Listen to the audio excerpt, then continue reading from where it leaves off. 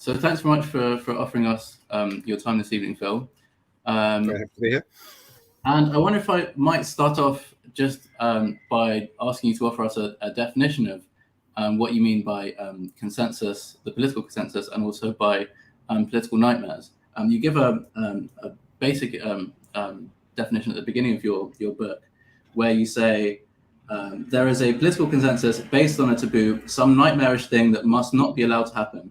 Perhaps it is happening in another country or has happened in our own past. The taboo enables the development of what you might call a concentration of power, a group whose interests it protects. And then you go on to explain how a consensus starts to crumble when different things emerge. So I wonder if you could just sort of spell that out for us a bit more, and sort of what you mean conceptually by a political consensus.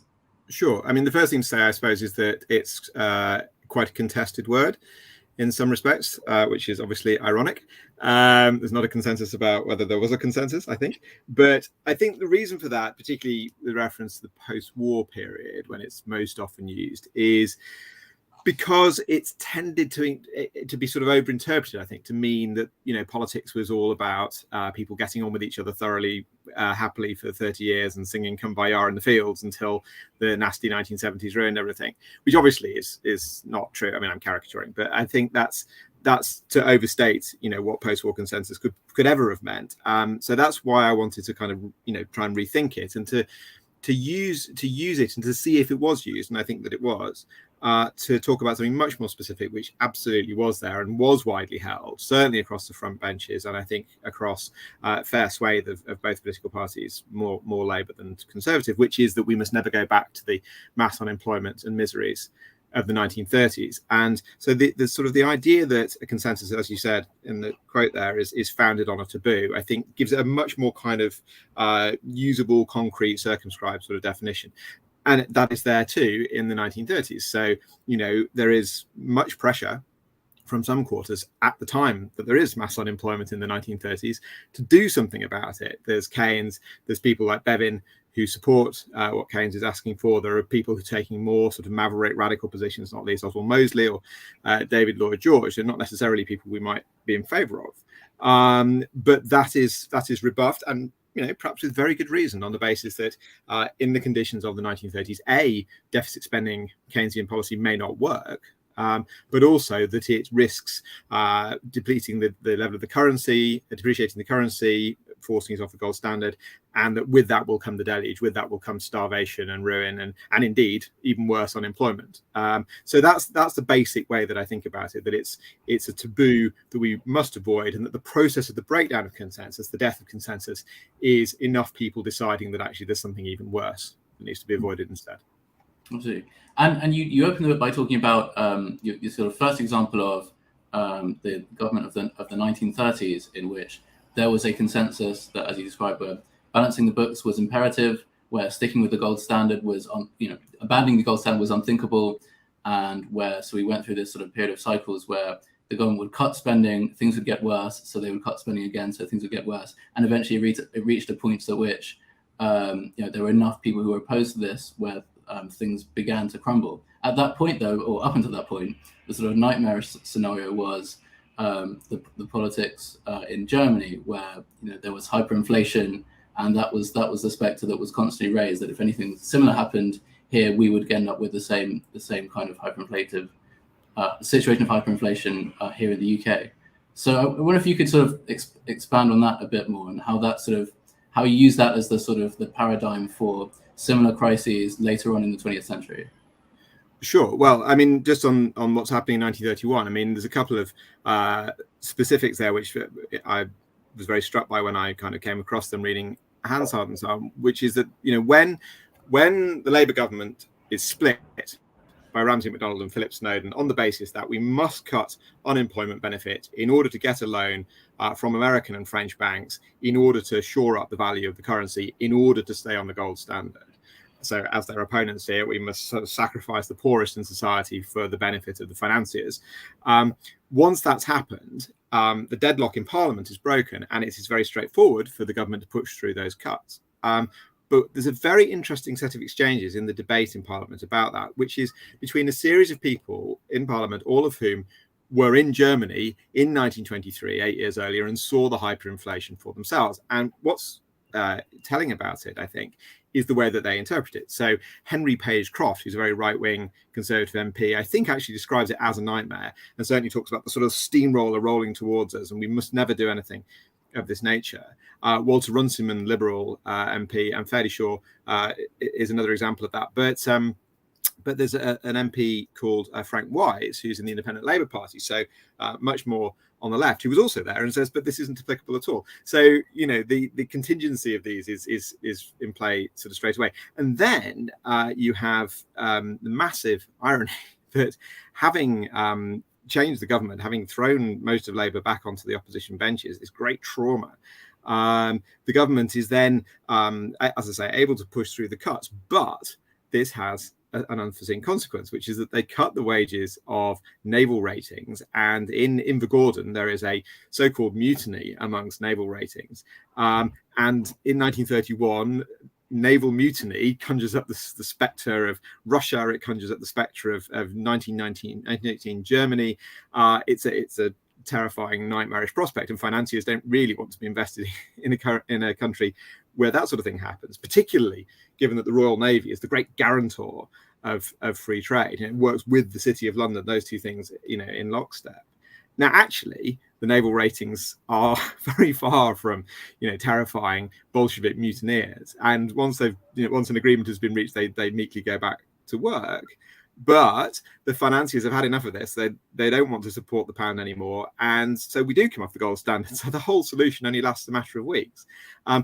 And then the second great irony is that the great sort of apocalypse that the Labour Chancellor Philip Snowden has been predicting, starvation and ruin, doesn't happen. What actually happens is the pound doesn't go through the floor.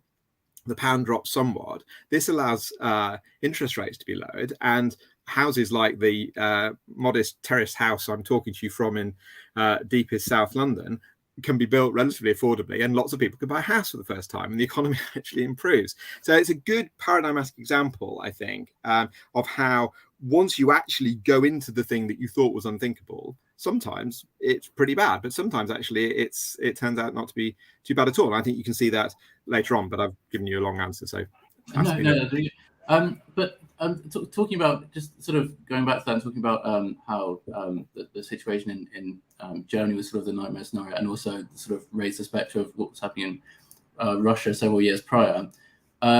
You sort of had a similar situation with the government of the coalition years from 2020 to 2015, where they raised the spectre of what was happening in Greece, where if a similar kind of profligacy were happening in the Treasury, then we'd end up with exactly the same situation that Greece was in. So I guess in terms of both the consensus building and also the nightmare scenarios, to what extent are they internationally informed? I mean, on the consensus side, to what extent are consensus in the UK generally more about building a domestic consensus, or are they more internationally informed?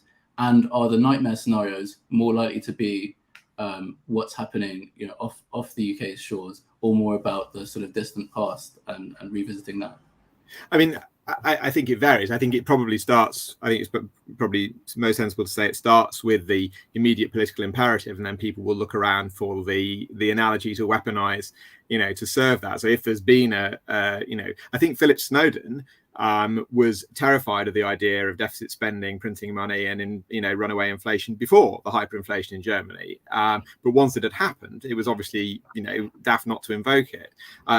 Likewise, Osborne with Greece. So there's that sense of sort of an international aspect to it, of picking your analogy. But then there's international conditions as well, and that's obviously hugely complex. But the situation in Britain in 1931 is not hermetically sealed off from what's going on in the American banking system, and from there to the German banking system, the Austrian banking system, and so on. So manifestly we live in an international world, and I think it's sometimes underestimated. I mean, historians more recently have drawn attention to this, but there is a first era of globalization which ends with the sort of retrenchment into sort of nationalism and protection in the 1930s. But the post First World War period, and indeed to some extent pre First World War period, has something in common with where we are now. But I would say that I'm in no way suggesting that things are cyclical or circular, at least. I think there are recurrent patterns, just as there are with economies or whatever else. But, the situation in 2010, was strikingly similar to 1931, but there are obviously big differences too.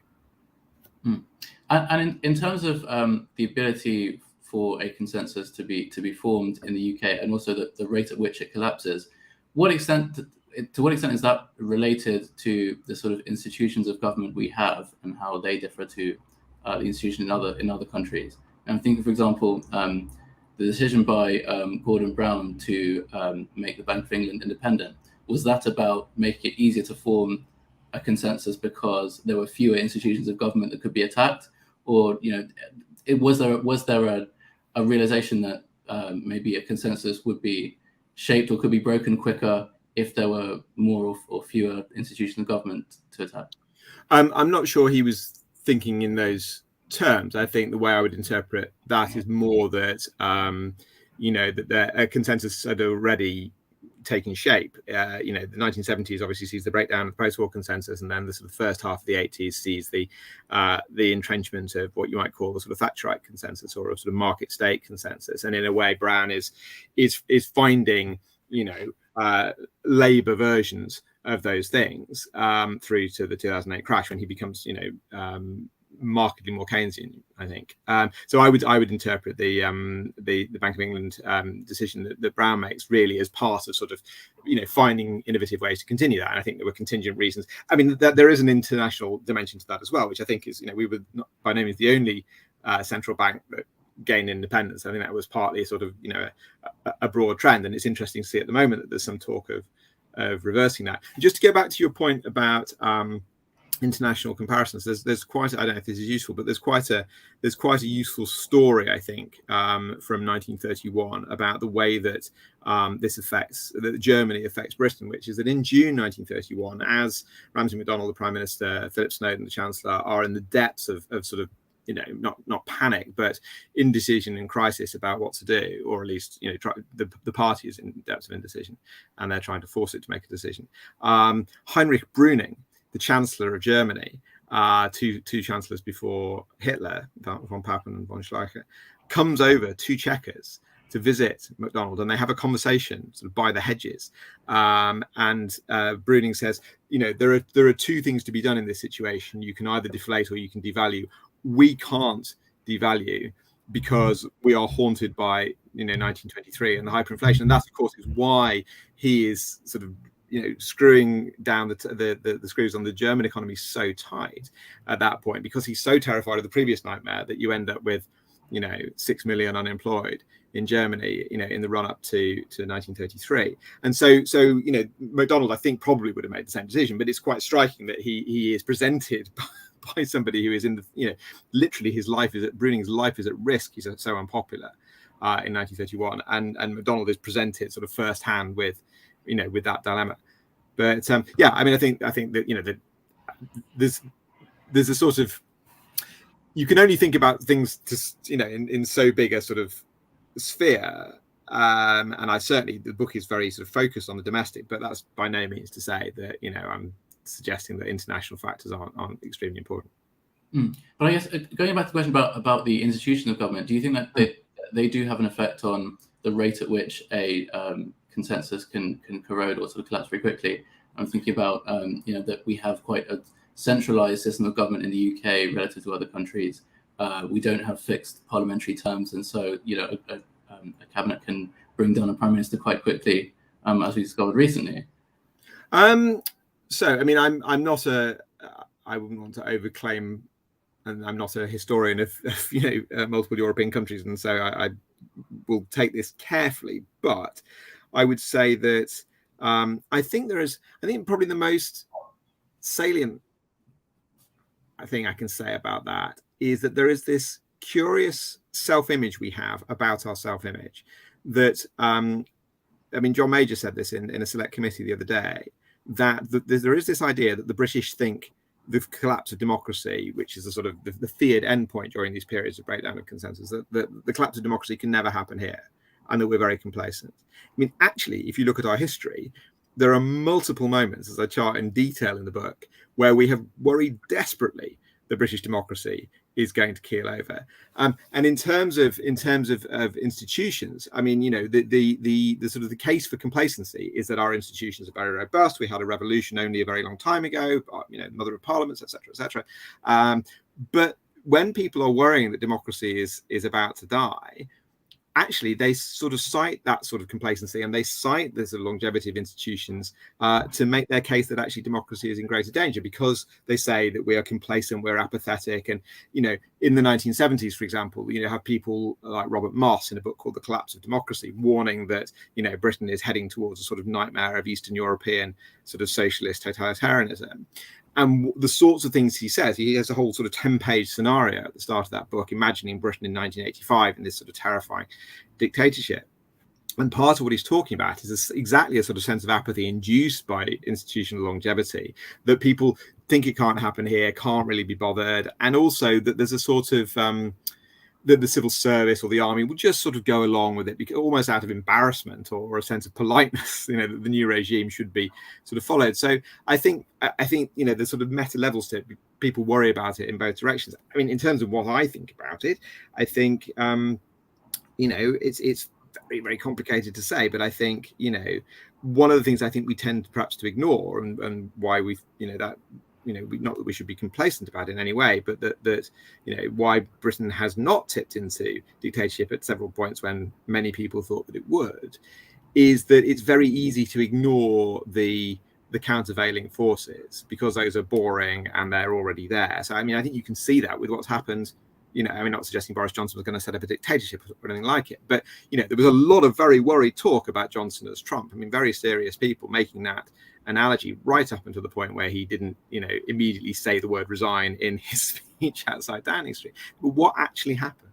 What actually happened was that enough Conservative MPs and ministers got sufficiently fed up with what was going on that they resigned, as we saw, and there was great pushback. But it's very easy to sort of miss that. So I think in terms of the way that institutions function in this, I think they're often sort of invisible till they suddenly remind us that they're there. I don't know if that answers your question. Yeah, no, absolutely. Yeah. I wonder if we can now sort of fast forward to 2016. You sort of apply your analysis to the Brexit referendum. Now, in that sort of in that situation, it's not immediately clear either whether there was a consensus or whether there was sort of two completely opposite views about what the consensus was and what the nightmare scenario was. You had one side who, the consensus had always been a self-governing Britain, and the nightmare scenario was having that power of self-government completely taken away. For the other side, the consensus was international cooperation, and the nightmare was some kind of devastating economic fallout. So because the country seemed so split on that, and not just people outside government disagreeing with people within government, but disagreement within government. Was there a consensus at all? I mean, we go back to the 1975 referendum, and yes, it was won by 2/3, but 2/3 is not an overwhelming victory, and so there was a significant majority opposed for a very long time. Indeed. So I often think of, this is probably a daft analogy, but I often think of the common market / European Union as a bit like Broadway, kind of jaggedly sort of sliding diagonally through the grid of British politics, because it's so irreducibly ambiguous. I think the crucial thing about Britain's view of the European Union, of the whole European project, is it's deeply, deeply ambiguous. You look at who was against it in 1975, who wanted to come out. You have Barbara Castle and Enoch Powell on the same side, and you have Shirley Williams and Margaret Thatcher on the other side, and you can see similar things in 2016. Now, in 1975, that's put to bed because the victory is so, large. It's not put to bed fairly obviously in 2016. And in terms of consensus, I would say that my basic sort of argument is that there is broadly an economic consensus post 79 that we must never go back to the higher inflation and the endless mass picketing of the 1970s, and much caricature about that, but that's the basic consensus, and that lasts pretty well through the New Labour period. Obviously, New Labour do it in a very different way, but there are basic sort of nightmares that are held in common by the two front benches. And from 2008 onwards, that has been in a slow and messy process of breaking down, and that's still happening, I would say. I think the significance of Brexit, I mean, I tend to read Brexit through British politics, not through the European project, because I'm interested in how British politics work. So I think that the sort of the live bit of Brexit in terms of the trajectory from the crash through to where we are now is that it is that an element of the vote, and not even necessarily a decisive element of the vote, but a politically sort of radioactive element of the vote, is people in what we now call the red wall, or the rather patronizing left behind sort of phrase, left behind areas of the country, expressing discontent. Now, that can be driven by multiple, that can be economic, it can be sort of social or cultural, whatever. I think there's a strong economic element in some of that vote, even if it's just people who, have a secure mortgage and are actually okay financially, but see their area rotting. It may not be personal economic distress, but, I think that is the reason that Brexit, created the sort of rupture or one of the reasons it created the rupture that it did. And I think if you see it in the context of the crash, followed by flatlining pay, followed by, a coalition which talks about the big society, but really is trying to sustain the old model, Brexit being amongst many other things, people saying, no, we don't want you to continue that. Then you have Theresa May, you've already got Jeremy Corbyn, and suddenly by 2017, the British political landscape, really does look like it's listening to those people. Then 2019, where, Johnson gets a majority, promising seats like that, levelling up, and having come close to winning them in 2017, the Conservative Party does win them, and that's why it has the majority it has, through to where we are now, where the Conservative leadership candidates have, it has been noted by many people other than me, have not been talking about levelling up terribly much, and have been talking about redoing Brexit and so on. But for my money, in terms of consensus, Brexit is the second great moment after the crash where people say this is no longer functioning. This old post-79 model is no longer functioning, and we still haven't got to the point, I would argue, because there are still very strong nightmares on left and right stopping it, got to a position where levelling up is actually happening. Mm-hmm.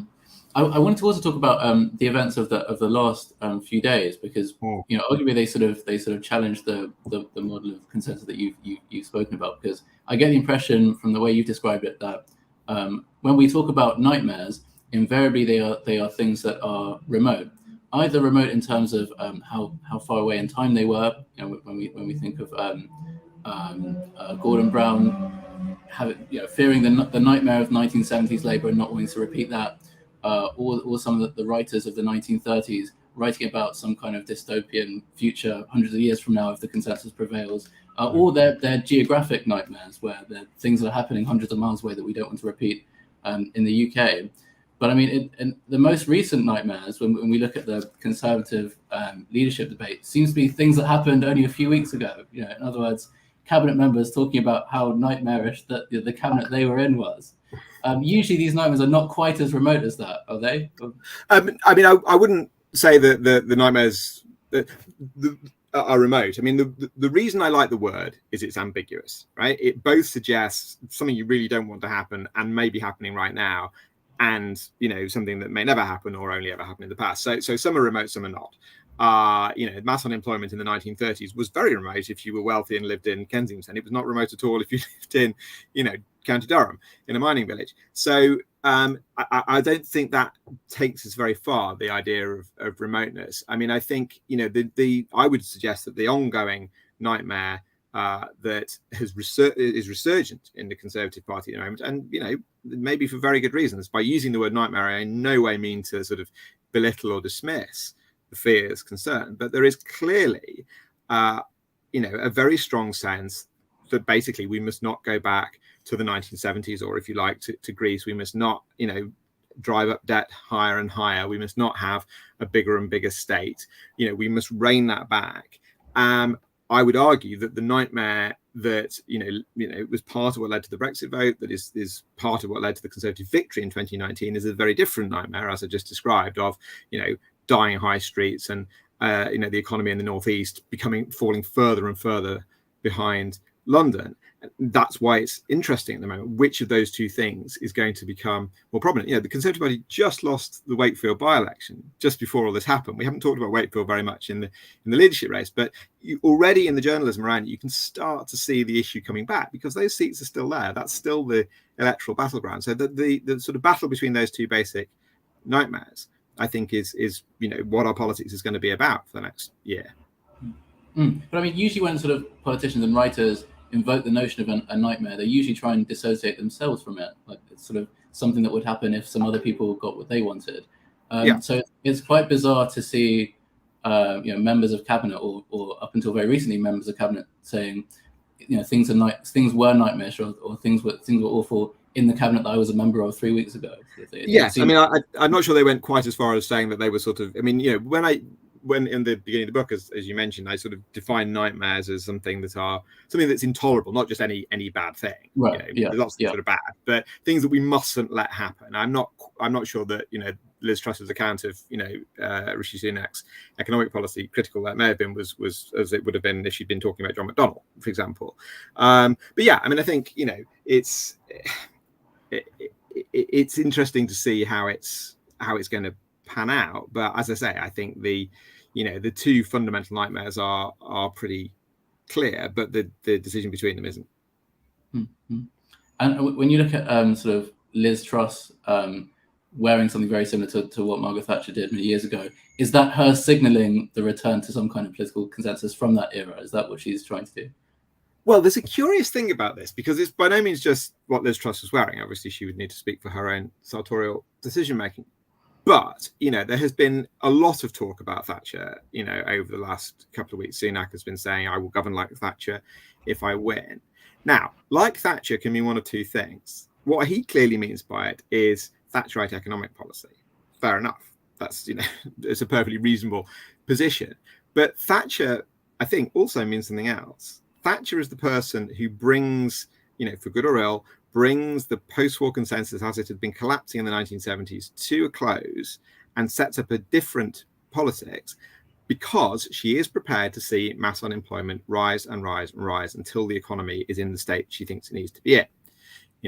The idea that unemployment could go above 1 million is so nightmarish. In January, the 20th of January, 1972, when it happens, that Edward Heath is confronted by, wails of fascists from the Labour benches and immediately sort of throws his whole economic policy, into reverse, effectively. 10 years and 6 days later, in 1982, when unemployment hits 3 million, can't be helped because inflation is now the great nightmare that we need to sort out. An economic decline, as they see it, is now the great nightmare. So Thatcher means two things. And, Thatcherism as a policy, yes, fair enough. That is something that is being advocated. But I would argue that they're arguing to do something absolutely opposite from Thatcher, which is continuity from 1979. It's slightly hard to get your head around because I'm saying that being Thatcher now is anti-Thatcher. But, the situation now, and this is why back to the 70s, I think, is a questionable thing to suggest could ever be the case. The only route to the 1970s is through the 1940s, 50s, and 60s. It's the breakdown of a model based on incomes policy, based on full employment, based on strong trade unions that ends in the winter of discontent. Now, we may be seeing similar images at the moment with the rail strike and, more strikes to come in the summer, but we're arriving at it from an absolutely different point. So, that I think is a more useful way to think about, Thatcher's significance, really. They may be able to continue Thatcher's policies. We shall see. And as I say, I make no judgment on whether that would be a good idea. But it seems to me that they're doing something very, very different to what she was doing in 79. And just lastly, I guess at the moment, the sort of the nightmare or the spectre that's sort of looming is some kind of imminent recession or economic downfall in the context of sort of very high inflation. So I guess I'll ask you a sort of impossible question, really. But where do you think consensus is going to land when these things come to a head? Because I very much doubt that any future prime minister, whoever he or she is in the next couple of years, will be able to tolerate several million people unemployed without losing any political capital. Yes, I mean, obviously it's a fool's errand to make a prediction, but go on then. I will say that I think if you just look, as I said, at the long-term shifts, which don't necessarily make the front of the papers every day, but are still stubbornly there, and people rediscover every time there's an election. The fact that pay has basically flatlined since the crash, and we now have, and trade unions, particularly in the private sector, are very low density. Only about a sixth of people in the private sector are in a trade union, and that, as people on the left, point out at the moment a lot, profits are going up, pay against inflation is not going up or is going down.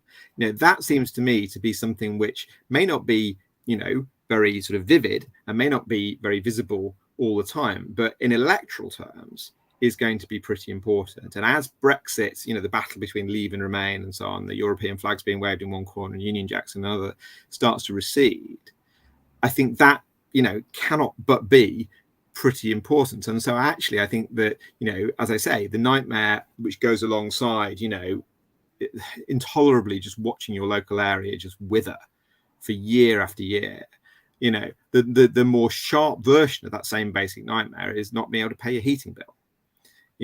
And I think at some point something will have to give, because if you have people saying, well, we cannot possibly put up wages because we'll have a wage price spiral and we'll have intolerable inflation, and other people saying, yeah, but I can't feed my children properly, at some point something's going to have to happen. Now, what the left would say, I think, is that there should be, Mariana Mazzucato is advocating it in the Times today, saying there needs to be price restraint. If prices are going through the ceiling and pay is falling, then there needs to be, by fiat or by, voluntarily, there needs to be some redistribution of that money without, increasing the money supply. Now, that at the moment feels like the sort of thing that you couldn't possibly do.